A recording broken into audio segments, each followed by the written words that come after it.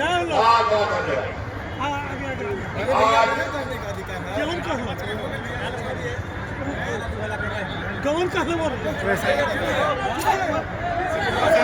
भगवान बंशीधर के इस नगरी से हम लोगों ने एक सेकंड में चुनावी यात्रा प्रारंभ कर दी है।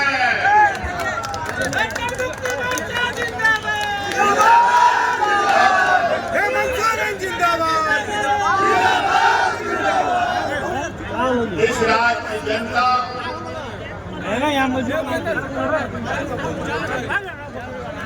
इस राज्य की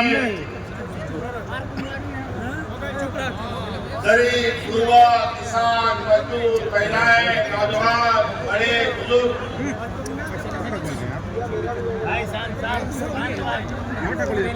सभी को मेरा जगन स्पर्श और प्रणाम है।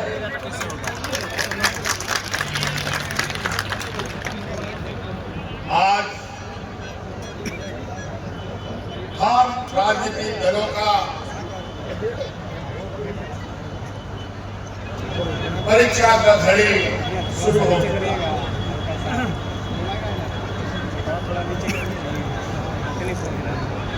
इस राज्य में ये चुनाव कई सारे मायने लेकर कई सारे चुनौती लेकर के यहाँ आया है। एक मात्र आदिवासी नौजवान एक अधरा सा व्यक्ति को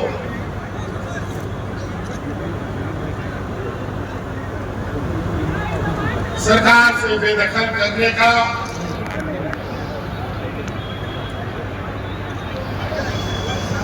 और सरकार से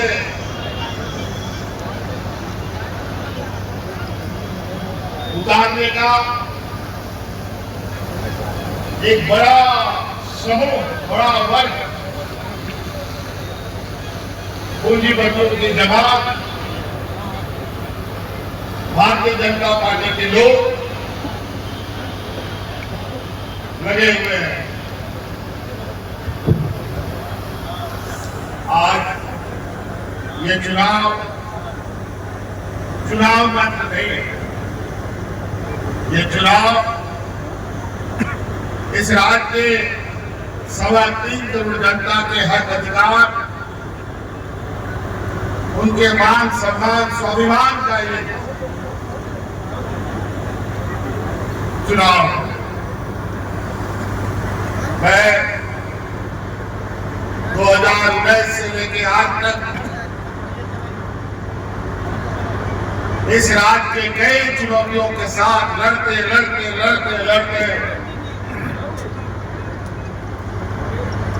हम लोगों ने सभी चुनौतियों को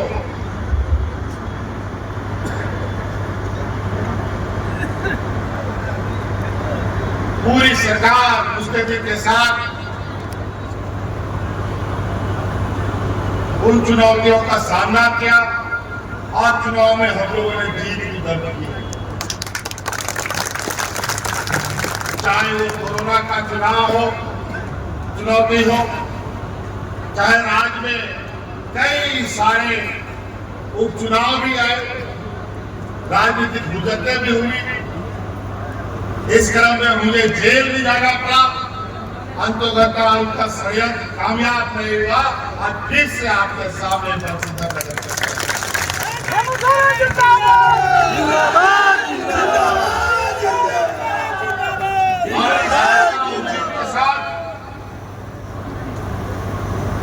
केस बंशीधर नगर का आशीर्वाद कहीं ना कहीं हम सभी पर है, क्योंकि बाबा बंशीधर का ये त्योहार को राष्ट्रीय त्योहार का सम्मान भी हमें नहीं मिला।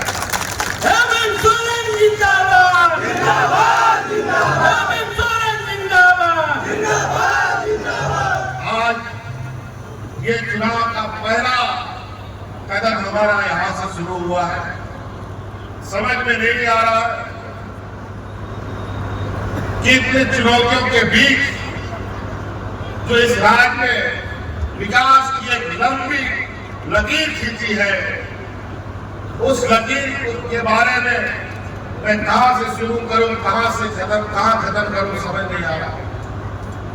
आज गांव देहात, महिला पुरुष, बूढ़ा बुजुर्ग, नौजवान आधारभूत संरचना को लेकर जो हम लोगों ने कार्य किए हैं, राज अलग होने के बाद सबसे अधिक इस राज्य में भारतीय जनता पार्टी और उनके सहयोगियों ने चलाया।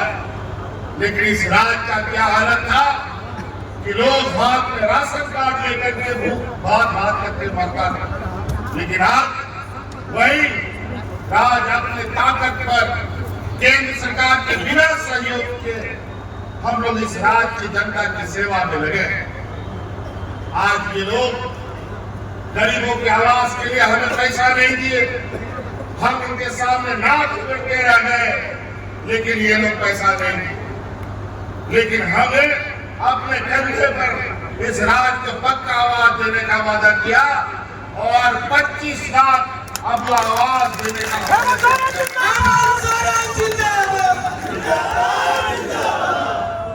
और अभी केंद्र सरकार 1.5 लाख प्रधानमंत्री आवास देने का घोषणा की है।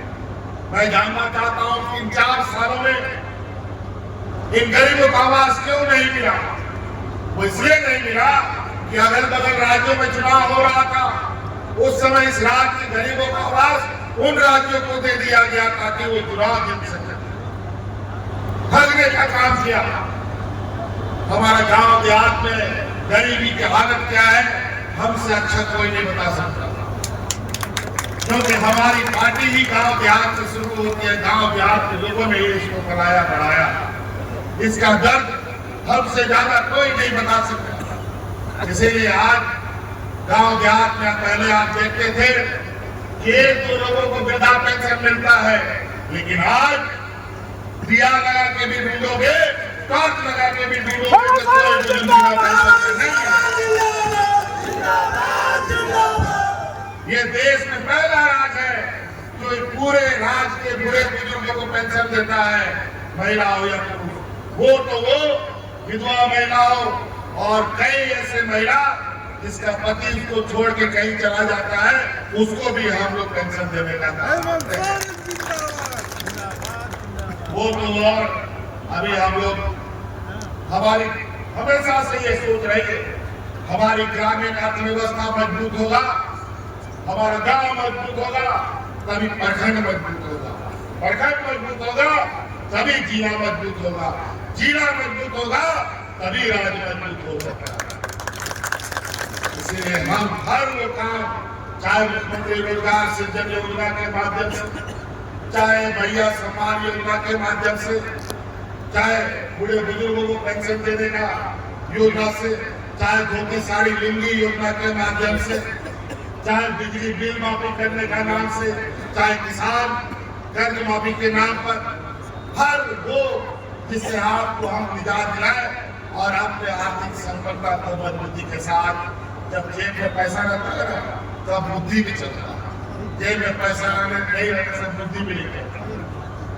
आज भैया लोग हर एक महीना 1,000 जा रहा है। आज 3 किस्त हमको लगता है या 2 किस्त जा चुका होगा। और हमने पहले भी कहा है, आने वाले 5 साल में जब हमारी सरकार आएगी, 5 साल के अंदर हर एक घर में 1-1 लाख रुपया।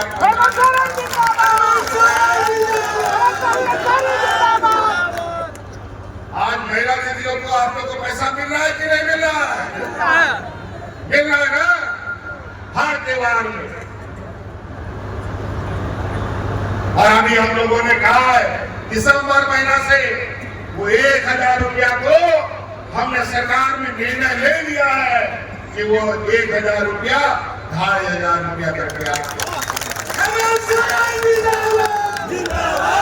आप अंदाजा लगाइए, एक घर में 2 महिला 3 महिला है तो कितना पैसा जा रहा है, और से माँ बाप भी है तो कितना पैसा जा रहा है।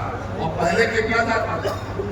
और जब सरकार ने महिलाओं को 1000 रुपया देना शुरू किया तो ये ठगों की जमात जो 15 लाख रुपए सबके खाता में देने का बात करता था, 1 लाख रुपए का पुर्जा बनाना शुरू कर दिया। और उसमें भी वो पुर्जा इस राज्य के मुसलमानों के लिए नहीं, इस राज्य के मिशनरी लोगों के लिए नहीं, वो पर्चा सिर्फ आरएसएस के लोगों के लिए।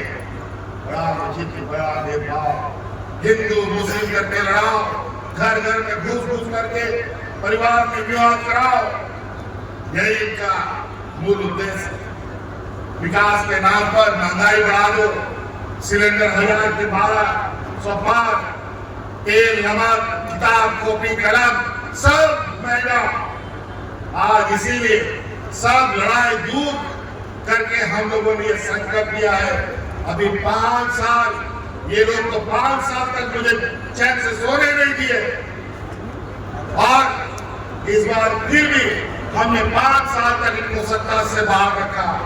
इनका बिना सत्ता का मानो ये पेड़ भाजपा का सूख रहा है, और आज दम बल के दम पर फिर सत्ता में आना चाहते हैं। अभी तो टपक के इनका खून निकल रहा है, और ये भाजपा सूख रही है। 20-25 दिनों के बाद इनका खून लीटर में सूखेगा। इसीलिए आज हम लोगों ने बड़ी शिद्दत के साथ इस राज्य में भारतीय जनता पार्टी ये सामान्य विचार वाले को इस राज्य से बेदखल करने के लिए छोटे राजा को यहाँ प्रत्याशी बनाया। छोटे राजा ने को भी हमने अपने साथ रखा है, और यहाँ मदरमा शोभा बेबी जी भी साथ में है। और निश्चित रूप से हमने कहा हम लड़ेंगे नहीं, पहले अपने घर को बचाएंगे, उसके बाद हम विचार करेंगे। हम कुर्सी में बैठेंगे कि हम खटिया में बैठेंगे कि हम जमीन में बैठेंगे, हम लोग आपस में बैठेंगे। इसीलिए हम लोग आज एक साथ कांग्रेस, आरजेडी, जेडीएस और वाम दल अपने इस जंग को लड़ाई लड़ रहे हैं। इसलिए साथियों, आप लोगों से आग्रह है, समय भी कम है, आज विलंब से भी आए हैं। 13 तारीख को वोटिंग है।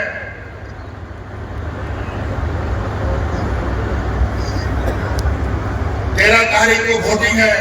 ये लोग बड़े चतुराई से अलग अलग कानून बना करके, कई बोलता है 1 घंटा पहले खत्म करेंगे, कई बोलता है 1 घंटा विलंब से करेंगे, और तरह तरह के ये लोग अपने एजेंसी के माध्यम से हम लोगों को वोट डालने से रोकने का प्रयास करेगा। हमारा ये आप लोगों से आग्रह है। बहुत सारे लोग एवीएम पर भी बहुत उल्टा पुल्टा काम करने का कोशिश करेगा। अब आप लोग को गांव घर घर चौकीदारी करनी पड़ेगी। ये लोग चोरों की तरह आएंगे और वोट को चुरा कर भागने का काम करेगा।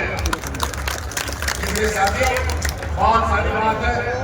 यहाँ भवनाथपुर में पावर प्लांट का भी बनाने का विषय था, और हमने शिलान्यास भी रखा, लेकिन बड़ा दुर्भाग्य की बात है 2 साल कोरोना खा गया, और 2 साल इन लोगों से लड़ते लड़ते हम लोग परेशान रहे। लेकिन निश्चित रूप से हम आपको आश्वस्त करना चाहेंगे कि अगर अगली सरकार बनी तो निश्चित रूप से हमारी इस भावना पूरा